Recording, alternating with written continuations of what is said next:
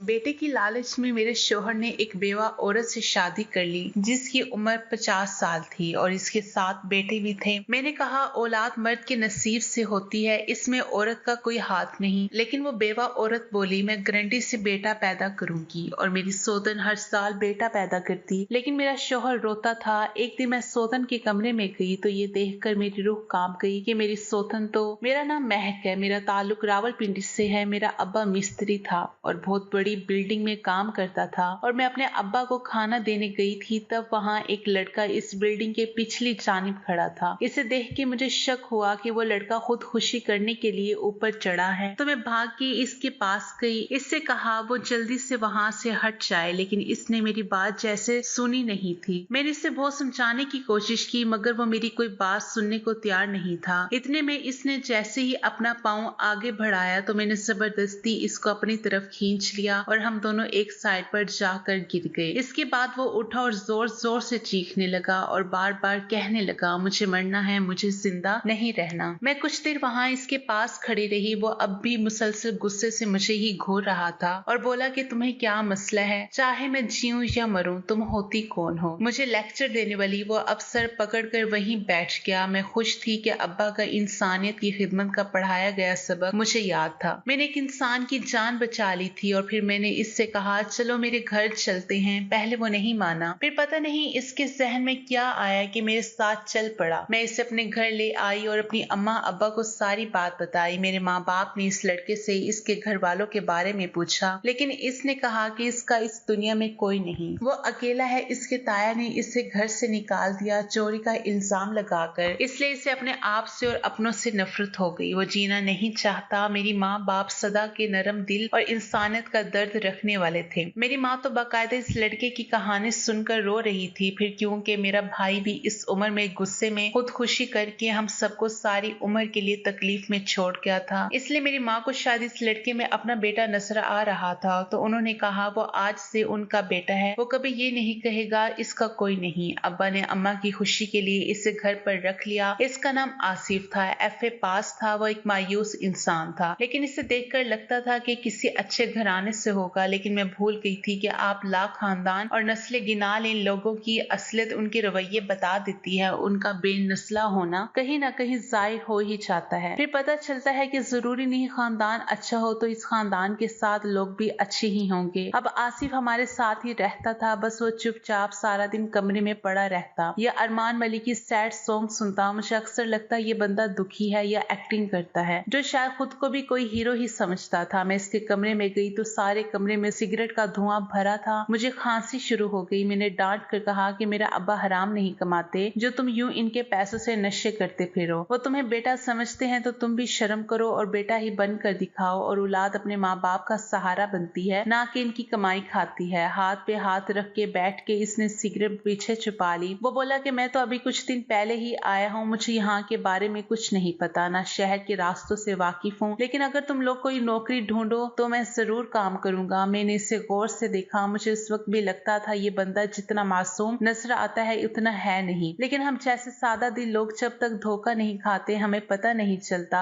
दूसरों की असलियत का। फिर एक दिन बुरा दिन आया जब मेरे वालिद को हार्ट अटैक हुआ और वो बच ना सके। वो दिन मेरी जिंदगी का बदतरीन दिन था। मुझे लगता था मुझे भी अब्बा के साथ मर जाना चाहिए, लेकिन अपने कितने भी प्यारे हो कब्र में कोई साथ नहीं चाहता। जिनके मरने पर हमें लग रहा होता है कि हम भी मर जाएंगे, लेकिन इनके जाने के बाद भी हम लोग जीते हैं पल पल मरने के लिए। अम्मा मेरी खातिर बहादुर बन गई। माएँ हमारी खातिर बहादुर बन जाती हैं, अंदर से जितनी भी कमजोर हो लेकिन औलाद के लिए बहादुर ही नजर आना चाहते हैं। मैं हर रात रोते हुए सो जाती थी। अम्मा हम सबका बहुत ख्याल रखती थी, बस अपना ख्याल रखना भूल गई थी। घंटों अकेले बैठकर पता नहीं किन किन सोचों में गुम हो जाती थी कि इससे हमारी आवाज भी नहीं सुनाई देती थी। अब्बा के बाद हालात भी बदल गए थे। आसिफ रोजाना नौकरी के लिए निकलता और नाकाम लौटता था। आखिर एक दिन इसने एक फैक्ट्री में काम करना शुरू कर दिया। वो सुबह को निकलता और शाम को घर लौटता। रात को 12-1 बजे रात की ड्यूटी करता और अब वो डबल शिफ्ट करता था। अम्मा और मुझे अब्बा की पेंशन से जो पैसे मिले वो देखकर हम लोगों ने घर का कर्ज चुका दिया जो बैंक से लिया था, घर गिरवी रखवा कर, जो सूद के बाद इतना बन चुका था। बाकी सारी पेंशन में मिलने वाली रकम इसकी नसर हो गई थी। अब महीने बाद अब्बा की पेंशन के जो पैसे मिलते इसे अम्मा मेरे जहेज की चीजें बनाने लगी। एक दिन अम्मा अम्मा मेरे लिए दुल्हन का लिबास लेकर आई और कहा मुझे बहुत अच्छा लगा था, सुर्ख रंग का खूबसूरत फ्रॉक। मैंने सोचा मेरी बेटी को बहुत अच्छा लगेगा। तभी आसिफ वहाँ आया और जैसे इसकी नजर इस सुर्ख फ्रॉक पर पड़ी, चेहरे के तासुरात बदले और वो जल्दी से वहाँ से चला गया और खुद को कमरे में बंद कर लिया। कुछ देर बाद कमरे से इसके रोने की आवाजें आने लगी। मैं और अम्मा ने दरवाजा पीट डाला, लेकिन इसने दरवाजा न खोला। अम्मा ने इसे आवाजें दी, अपनी कसम दी, तो इसने दरवाजा खोला और अम्मा के गले लग कर रोने लगा। वो पहला दिन था जब मुझे लगा इस शख्स के आंसू मेरे दिल पर गिरते हैं। वो रोता है तो मैं रोती हूँ, वो खुश होता है तो मैं खुश होती हूँ। उस दिन आसिफ ने बताया कि इसकी एक बहन थी जो मासूर थी, इसका रिश्ता कहीं नहीं हो रहा था। हम सब इसके लिए परेशान थे। तभी हमारे खानदान में किसी की शादी थी। मेरी बहन ने भी कहा कि इसके कपड़े लेने हैं। पहली बार इसने हमसे कुछ मांगा था, इसलिए हम लोगों ने इनकार नहीं किया और हमें बाजार से इसके लिए जोड़ा ले आए। वो दिन वाही दिन था जब हम सब ने इसके चेहरे पर मुस्कुराहट देखी थी। वो सुर्ख जोड़े में मुस्कुराती हुई इतनी खूबसूरत लग रही थी कि मेरी माँ इसकी नजर उतारती रही। शायद इसे हम सबकी नजर लग गई थी, जो हमारे सामने ही बेहोश होकर गिर गई। हम इसे अस्पताल ले जा रहे थे कि रास्ते में इसकी मौत हो गई। डॉक्टर ने बताया कि इसकी मौत की वजह दिमाग की नसों का फट जाना था और ऐसा किसी बहुत बड़े सदमे को बर्दाश्त न कर पाने से होता है। वो मरने वाली तो मर गई, मगर अपने पीछे हमारे लिए बहुत से सवालात छोड़ गई थी कि इसकी जिंदगी में ऐसा क्या हुआ था कि इसे सदमा था। वो बल आखिर डिप्रेशन की वजह से मर गई। इसकी मौत के बाद मुझे इसकी एक सहेली ने बताया कि वो मेरे इसी कजन से मोहब्बत करती थी जिसकी शादी थी। तब से मुझे सुर्ख रंग से नफरत है। मैं जब भी सुर्ख रंग देखता हूँ मुझे मेरी बहन याद आती है। मेरा नाम भी मेरी बहन ने रखा था। वो मुझसे 7 साल बड़ी थी। मैं इसके हाथों में खेला था। मैं और मेरी बहन अपने माँ बाप के लाडली औलाद थे। जब मैं 15 साल का था तो मेरे माँ बाप की वफात हो गई और मेरी माँ ने दूसरी शादी कर ली। मेरे दूसरे वालिद जो मेरे ताया थे वो अब हमारे साथ हमारे घर में साथ ही रहते। मेरी इनसे ज्यादा बात नहीं होती थी क्योंकि मैं इन्हें पसंद नहीं करता था। और फिर जब मैं 20 साल का हुआ तो मेरी जिंदगी में एक लड़की आई जिससे मैंने अपनी जान से भी ज्यादा प्यार किया। वो भी मुझसे इतना प्यार करती थी कि इसके घर रिश्ता भेज दिया और इसके घर वालों ने हाँ कर दी। मेरी शादी से ठीक 2 हफ्ते पहले हार्ट अटैक की वजह से मेरी मामा की मौत हो गई। मामा की मौत के बाद मैं बहुत टूट चुका था, लेकिन जीने की एक उम्मीद बाकी थी, वो थी